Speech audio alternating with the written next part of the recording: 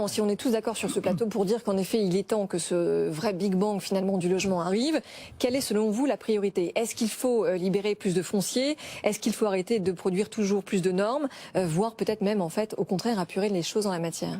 Alors il faut dire qu'en termes de logement, on a été servi ces derniers temps. Je parle même pas de la crise, mais si la crise, que ce soit la crise de la pandémie, que ce soit la crise des matériaux, souvenez-vous, je suis venu, la crise de tout ce qui est énergétique, puis la guerre en Ukraine qui a remis ça dans la lessiveuse.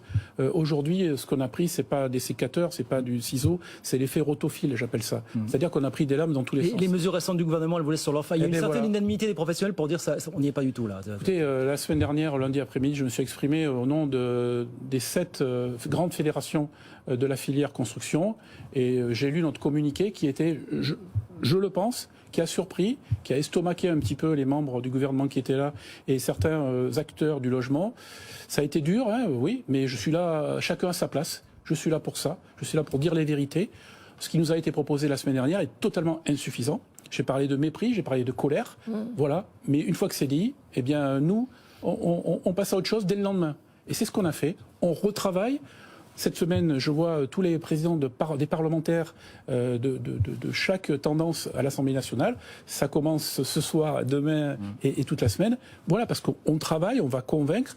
Il faut passer par le législatif ou pas. Et puis on va aussi convaincre ce gouvernement-là ou le prochain. Cet après-midi, c'est quand même assez désespérant qu'année après année, plan après plan, vous nous disiez encore en 2023 que le compte n'y est pas sur ce qui est une bombe. Quand vous avez même un ministre du logement qui le dit en février dernier, Monsieur Saleron, enfin c'est quand même révélateur ça. Ben écoutez, moi, vous voyez, je baisse jamais les bras. Non, mais je vois bien. Et je me dis, et c'est pour ça que je viens ici, et je vous remercie d'avoir aussi cette tribune de presse, qu'on me dise non, ça va pas. Venez retravailler tous ces projets-là. On l'a fait pour la RE 2020, on l'a fait pour la crise des matériaux, on l'a fait pour toutes ces choses-là. Venez retravailler avec nous, nous les professionnels, les sachants, et vous allez voir, on va modifier 2-3 trucs. On n'est pas des machines à subvention, on ne veut pas de subvention, d'aide publique. Il y a toujours des solutions, il y aura toujours des solutions. Des tiers financeurs, on va mettre aussi les banques bien sûr, dans la boucle, et toutes ces choses-là. Voilà. Mais écoutez-nous, parce qu'on va vers la catastrophe au niveau du logement neuf. Les maisons individuelles aujourd'hui ont moins 42% depuis moins d'1 an. Je ne sais pas où on va. Alors justement, on ne les aide plus. Non mais donc nous on vous écoute. Vous parliez à l'instant de votre sensibilité au sujet du climat. Si on parle de rénovation énergétique, qu'est-ce que vous dites des 300 millions d'euros qui sont ajoutés à MaPrimeRénov'? Est-ce que finalement c'est pas simplement arroser le sable? Est-ce que c'est vraiment à la hauteur des enjeux?